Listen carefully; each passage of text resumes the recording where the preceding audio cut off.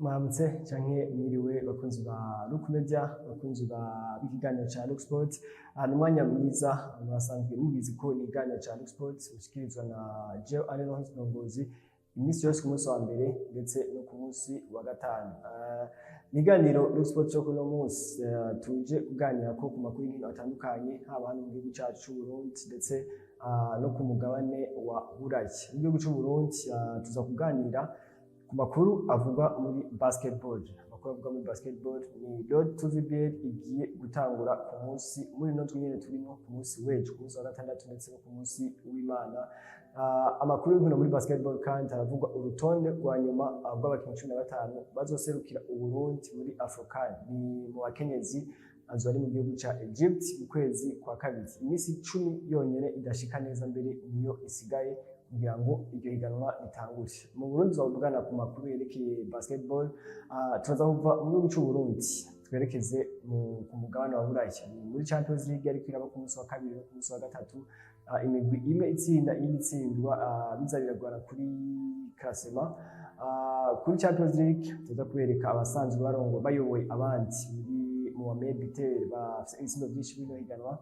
Tuzaza muri Champions League ku mugabane wa Buraya turaza guca mu tuntu n'utundi n'uvuga ngo uno munsi utuntu n'utundi ni ibijanye n'amatransfer abakinyi bava baja ahandi. Turaza kuva mu bijanye n'utundi twerekeze muri NBA gatoyi. Harayamenyekanye abakinyi 5 bazotangura muri NBA All Star Game muri Conference Est ndetse n'abandi 5 bazotangura muri Conference West. Na makuru y'inkino tuzakuganira ko kuri uno munsi. Reka tumira amateka gatoya duheze tugaruke.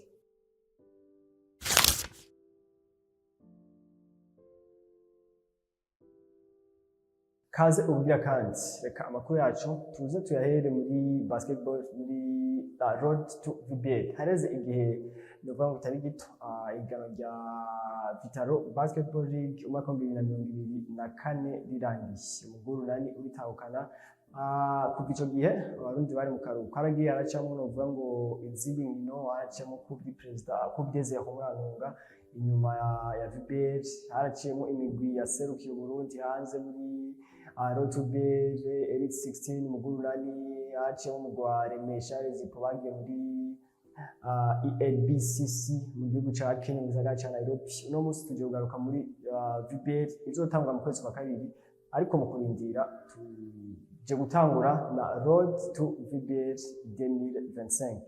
Ni nkuko musanzwe mubizi sinzi ko mwamubizi ni mu myaka iheze VBL yakinwa n'imigwi 8 ariko uno munsi Febabu kugira ngo ihe amahirwe iyindi migwi cyane cyane imigwi yo mu ntara hagati yo mu gihugu hagati ni via Febabu yavuze ko imigwi uno munsi VBL 2025 hazokina imigwi 12. Bivuga ngo ivuye ku 8 ije kuri 12. Uno munsi tuje gutangwa muri Road to VBL kugira ngo barondere imigwi 4 izokwiyongera kuri 8 yari yasanzwe uno munsi muri VBL. Bivuga ngo kugira dukwize imigwi 12 muri Vitaro Basketball League umwaka wa 2025 ni mu kwezi kwa kabiri kugiye gutangura.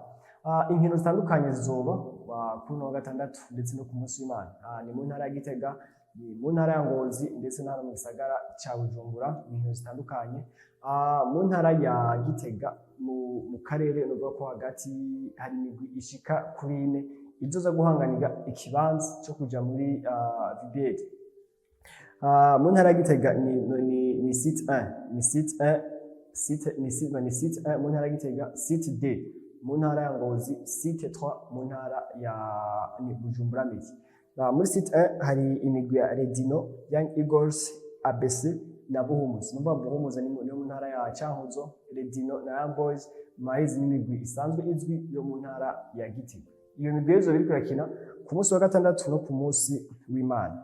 Ku munsi novongo wa gatandatu no ku munsi wa gatandatu ni inkino zo ku munsi wa gatandatu mu ntara ya Gitega, zizoba kandi ku munsi wa gatandatu mu ntara ya Ngozi, zizoba ku munsi w'Imana hano mu gisagara ca Bujumbura. Mu ntara ya Gitega ni umugwi novuga ngo umugwi wa Redino uzori kwakina Young Eagles, ABC uzori kwakina na Buhumuza.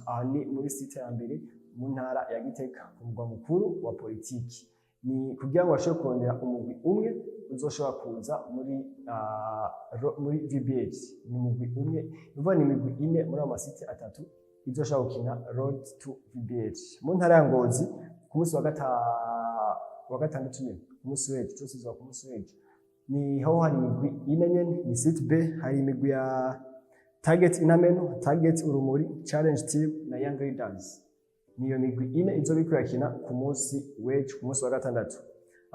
Ku munsi w'Imana mu gisagara ca Bujumbura, izoba ku munsi w'Imana, hazoba hari urukino, hari inkino ho hari ama equipe novuga ngo imigwi ishika kuri 6. Ni umugwi wa Aigle Noir, Muzinga, Mutanga United, Karera Lions, Western Stars ndetse na Lion Team. Ni izo equipe 6 ziri muri site ya gatatu. Ingene zizohura ku munsi wa gatandatu, ni Aigle Noir izokina na Muzinga, Mutanga United ikina na Karera Lions, Western Stars ikina na Lion Team. Ni izo nkino zizoba ku munsi w'Imana hano mu gisagara ca Bujumbura. Ni Road to VBH ije kubigaruka, ariko umuntu akibaza ni iyi kalendari yasohotse ku munsi w'ejo, ku munsi wa kane, igenekerezo rya 23, imigwi ikikira ku igenekerezo rya 25. Urumva ko umengo ari ibintu byo kwihutisha imigwi ntiyitegura neza. Haje kwasohoka urwandiko muri federation yo mu ntara ya Ngozi, iyo bandikiye FEBAB bavuga ati ibi bintu mutubwiriye sivyo nabukebuke ntibibaho, ntibishoboka. Ni kete rirerire cyane ryanditswe n'uwitwa Roger asanzwe atwara ishirahamwe rya basketball mu ntara ya Ngozi, avuga ati ibi bintu mugize ntibibaho, ntibishoboka. Communication muri FEBAB mbega yoba ibaho cyangwa ntayibaho. Ni kete ubona ko yandikanye rimwe gashavu katari gake kuri federation Ngozi, yanditse yandikira FEBAB isaba ko inkino zo kuri uno munsi wa gatandatu no ku munsi w'Imana zokwigizwa inyuma zikazokinwa ku ndwi ikurikira. Ni kete ntituzi ibiza kuva muri FEBAB, ntituzi ingingo ziza gufatwa, ariko hamwe ubyumvirije urabona ko ni ibintu biri logique. Ushobora gusohora kalendari ku munsi wa kane ugacubwira ama equipe akine ku munsi wa gatandatu. Benshi ntabe bariteguye, ntibaba babizi. Yaza ko ubiravye nawe ukunda basketball, urabona ko umwanya wo kwitegura ni umwanya muto cyane ino migwi ije kuba ihabwa. Ni izo nkino zitekanije muri Road to VBH mu ntara ya Gitega, mu ntara ya Ngozi, mu ntara ya hano mu gisagara ca Bujumbura. Ni imigwi igera kuri 14 ironderwamo imigwi ine izokina VBH 2025. Muri basketball kandi hariko hariko havugwa equipe nationale y'abigeme, haraheze imyaka igera kuri 10 equipe nationale y'abakobwa y'abakenyezi itari mu gihugu cy'u Burundi. Uno munsi turiko turabona imyimenyerezo y'umugwi serukiragihugu w'abigeme w'abakenyezi mu Burundi. Bamaze igihe bakorera na imyimenyerezo yabo ku kibuga ca departement. Iminsi iri kwiregereza kugira ngo bashobore kuja mu gihugu ca Misiri gushobora guserukira Uburundi muri Afrocan y'abakenyezi. Ni ibintu byaruka kera cyane ku ruhande rw'abakenyezi. Uwitwa Arsene Furanzima na Gateka Berize canke Bebe Gati bakunda kumwita benshi, basohoye urutonde rw'abakinyi 15 bavuga ngo ruri officiel bazogenda berekeza mu gihugu ca Egypt. Abakinyi 15 baje kuba basohorwa na bakurikira, hariho witwa Ines Nezerwa, Besharamuzi yitwa Giti, hariho Isanzabaganwa Nelisandra, Muco Naomi, Uwitonze Nandi Linda, Niyonkuru Elsa, Irakoze Divine, Kanyamuneza Ines, Mushiranzingo Sad Arsi wa Young Sisters, Uwineza Annette, Bukuru Ngabire Elsa, Igiraneza Krista Sierra, Ishimwe Anichaksi, Duwamahoro Randra Christy, Dusenge Fiesta na Izere Santiago. N'abakinyi 15 equipe nationale y'u Burundi igiye kwikora ku gihugu ca Misiri mu kwezi kwa kabiri kuza, mu ntango z'ukwezi kwa kabiri hasigaye imisi 9 kugira ngo neza iganwa bitangure. Nayo bakuru rero ko bavuga kuri basketball hano mu Burundi ni inkino muri Road to VBH ndetse na equipe nationale y'abakenyezi. Tubandanye kubatera intege, tubandanye kubashigikira mu myiteguro bariko baragira kugira ngo bazashobore kuduza neza cyane ibendera ry'igihugu mu makungu. Nibaza ko tuza tuva mu gihugu cyacu cy'u Burundi twerekeze mugabane wa Buraya. Mugabane wa Buraya ni Champions League yari kwiraba ku munsi wa kabiri ndetse no ku munsi wa gatatu. Ni inkino nyinshi cyane zariko ziraba muri Champions League, ni inkino zitandukanye, ni inkino zitari nke, usanga bitwa ku munsi wa kabiri no ku munsi wa gatatu. Duhere ku mugwi wa FC Barcelona. FC Barcelona yakiriye umugwi wa Benfica Lisbon ari mu gihugu ca Portugal. FC Barcelona yatembereye Lisbon. Ni FC Barcelona uno mwaka muri Champions League ntibimeze nabi cyane. Ni umugwi wa kabiri uno munsi tuvugana muri Champions League. Ni FC Barcelona yaje gutsinda umugwi wa Benfica Lisbon ibitsindo 5-4. Urukino rumwe rwabayemo ibitsindo 9. Ni FC Barcelona ingene batanga urukino wabona ko ni FC Barcelona iri faible cyane par rapport à Benfica. Batanga urukino nabi. Yatangiye binjiza ku munota ugira kabiri urukino utari bwashike neza. Ni match twaje ko tubonamo amayirere menshi ku makote yose aba kuri kote ya Benfica aba kuri kote ya FC Barcelona. Ni match ubona ko ni match digne d'un match de Ligue des Champions ko bakunda kuvuga ku majournal ya l'équipe ya Zani kusanga ariko baratitra ama match nkayo match digne d'un match de Ligue des Champions. Ni ibitsindo 5-4 harimo ibitsindo 2 by'utwa Rafinha ahagaze neza uno mwaka cyane muri FC Barcelona. Kizigenza umugwi wa FC Barcelona ariko atitwaramo neza bose. Hageze ku minota 77 77 minutes ari ibitsindo 4-2 bya Benfica bya FC Barcelona. FC Barcelona yaje kubikuramo ibyo bitsindo byose iza gutsinda igitsindo cyane macara Rafinha ku munota wa nyuma. Hari hamwe mu gitsindo cyitwa Eric Garcia kigira kane cyo kugombora FC Barcelona itsinda ibitsindo 5-4. Arsenal yaje kuba itsinda umugwi Dinamo Zagreb ni victoire facile kuri Arsenal the Gunners bari Emirates Stadium. Umugwi Dinamo Zagreb ntaco ashoboye kwakura ni victoire facile kandi iri logique kuri Arsenal iri mu kibanza cya gatatu no musi muri Champions League ubona ko nanyine ihagaze neza cyane. Ni Bayern Munich yaje gutsindwa ibitsindo 3-0 umugwi wa Feyenoord. Est-ce que ni Bayern Munich est-ce qu'il est faible cyane kuko twibukanye ko ni umugwi wa Feyenoord wanganije n'umugwi wa Manchester City. Manchester City turayishikira mu kanya wanganije n'umugwi wa Manchester City Etihad Stadium ibitsindo 3-0. Maze ko nibyo Manchester City no musi iri faible gose niko twovuga ariko equipe nka Feyenoord iza Etihad Stadium ikatsindira ibitsindo 3 nibaza ko ni ikintu cyo gutira ko atanze ubona ko ni equipe ikomeye. Umugwi wa Bayern Munich waje kubutsindwa ibitsindo 3-0.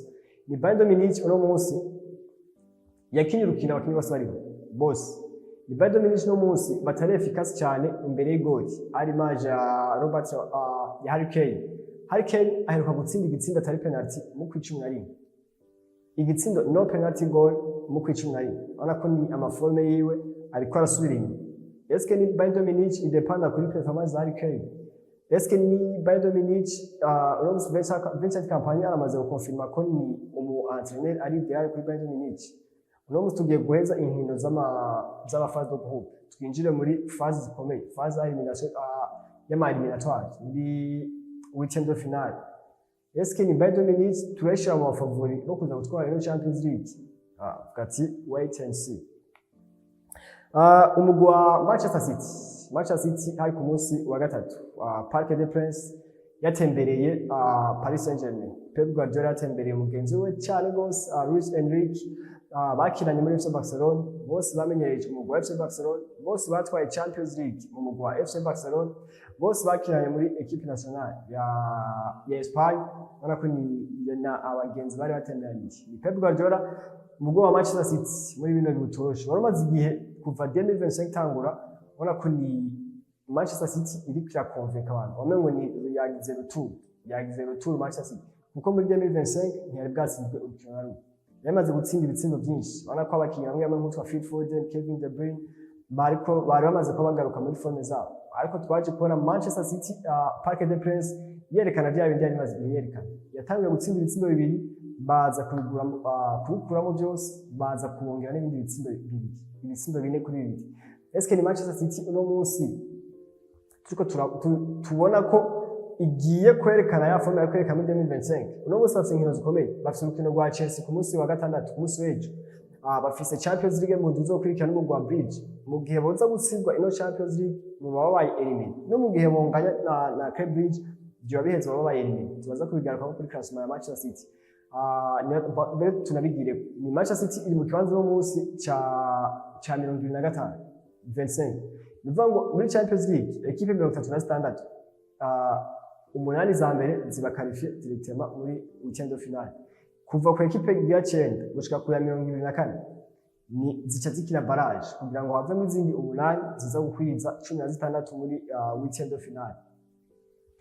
Umugwi wa Manchester City uri mu kibanza ca 25 nuvuga ngo Champions League yohagarara no munsi Manchester City yoba ije kuba yobaye elimine.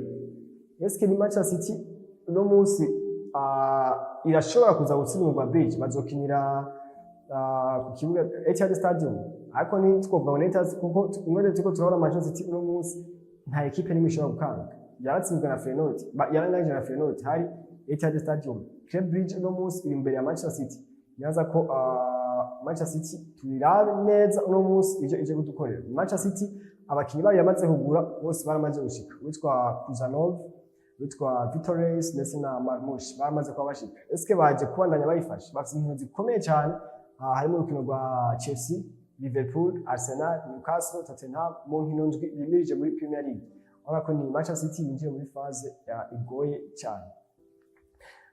Real Madrid ibisindo 5 kuri kimwe ku mugwi wa Salzburg ibisindo 5 byose kuri kimwe urako inyuma yo gutsindwa na FC Barcelona Real Madrid ifise image nshasha no munsi ni ibisindo 2 ya Vinicius Junior 2 bya Rodrigo Goes na kimwe cyitwa Kylian Mbappé harimo na pass decisive 2 za Jude Bellingham urako ino carton offensive mu wa Real Madrid iri ku niveau nziza cyane muri no mid-season niko twavuga.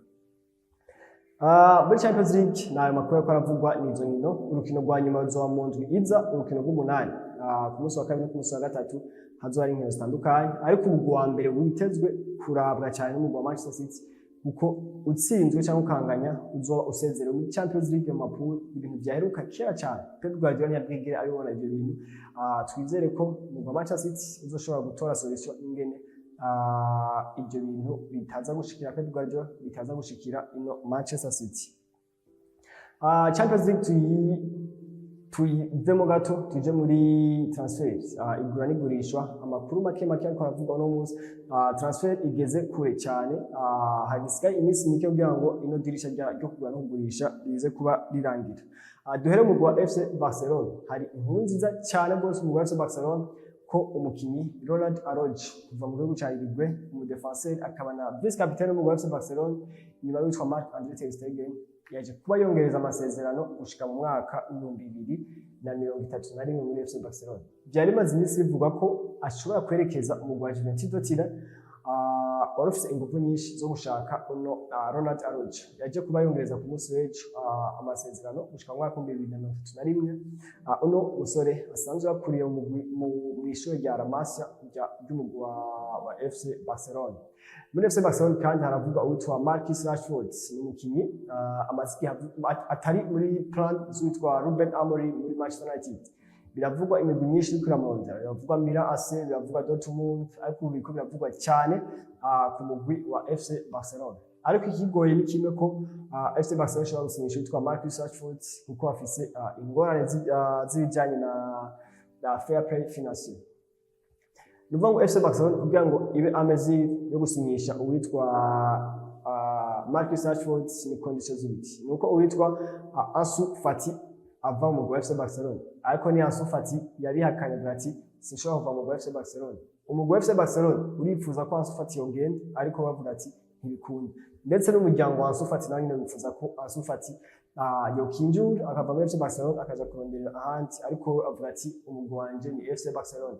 Mu gihe byanse ko uwitwa Ansu Fati ava mu FC Barcelona uwitwa Eric Garcia mu defenseur FC Barcelona ategeza kuva muri FC Barcelona kugira ngo uwitwa Marcus Rashford aronke ikibanza ashikiramo ariko nawe nyine ntibikunda kuko bivuga ko yaramaze ariko ari mu masari mu biganiro n'umugwi witwa Como wo mu gihugu cy'Ubutaliyani ariko byamaze kumenyekana ko ivyo biganiro byahagaze uwitwa Eric Garcia agiye kubandanya umugwi wa FC Barcelona. Ntawuzi rero ko Marcus Rashford gushika aho bigeze uno munsi inzira zirugaye zose kugira ngo dushobore kumubona mu wa FC Barcelona.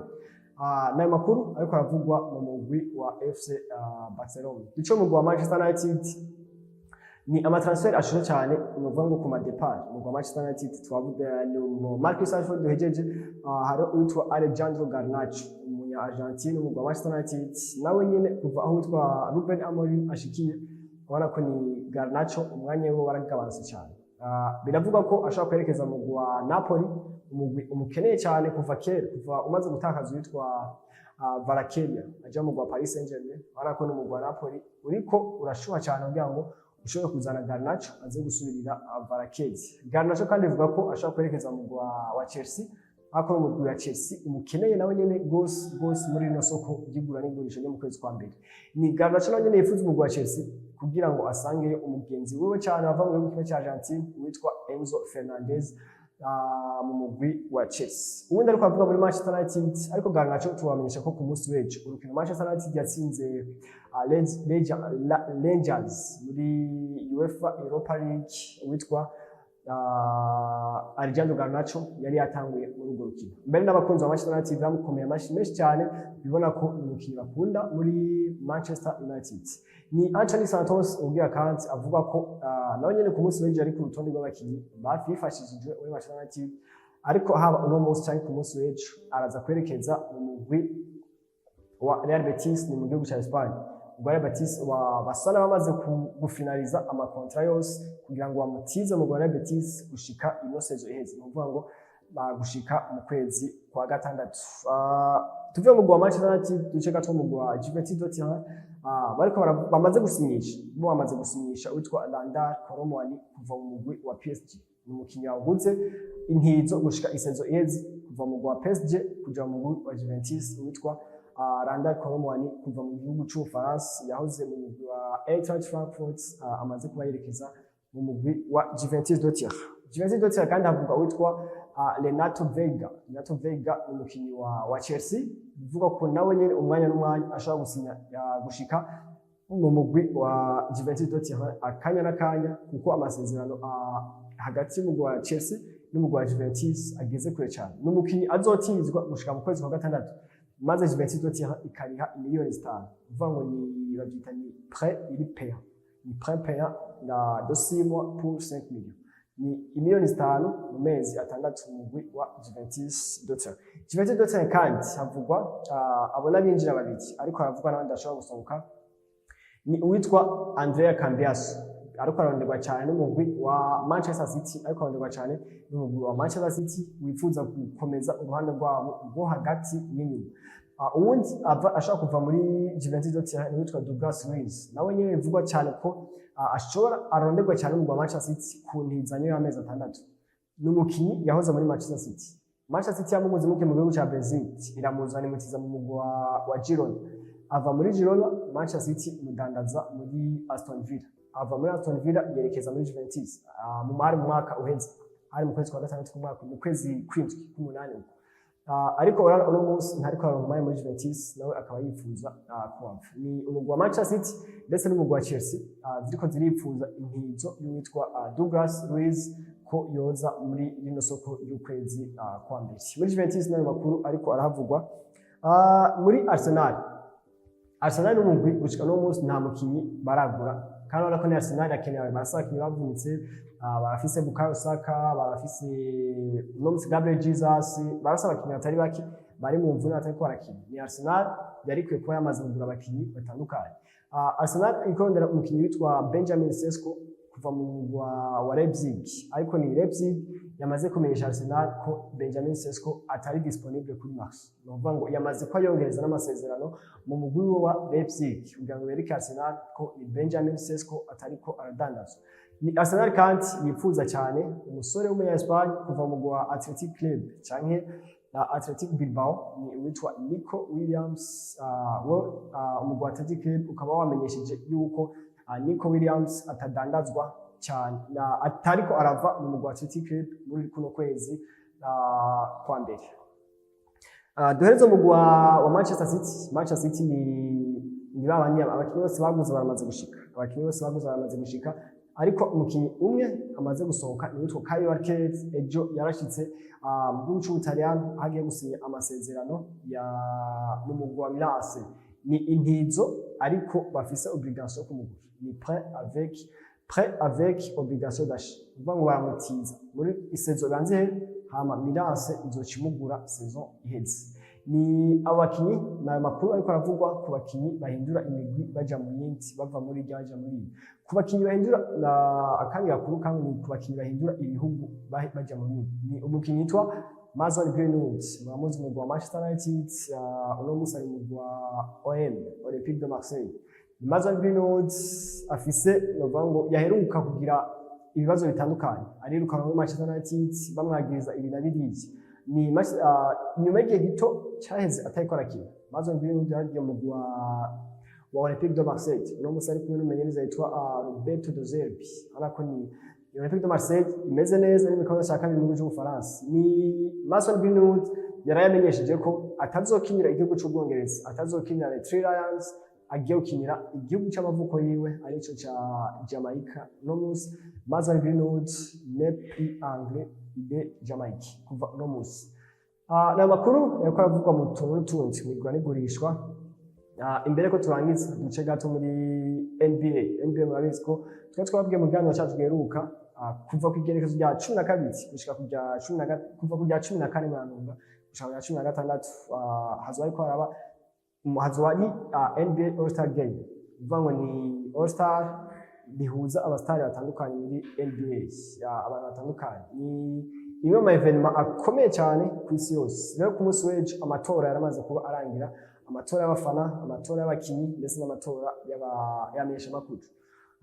Ku munsi w'ejo muri Conference West na Conference East hamaze kumenyekana abakinyi batanu bazoba bari kuri liste de base muri NBA All Star Game. Muri Conference East abakinyi batanu bazoba bari mu batangura witwa Giannis Antetokounmpo kuva mu mugwi wa Milwaukee Bucks. Hazoba harimo Jalen Brunson New York City, Donovan Mitchell Cleveland Cavaliers, Jason Tatum muri Boston Celtics, Karl Anthony Towns muri New York City.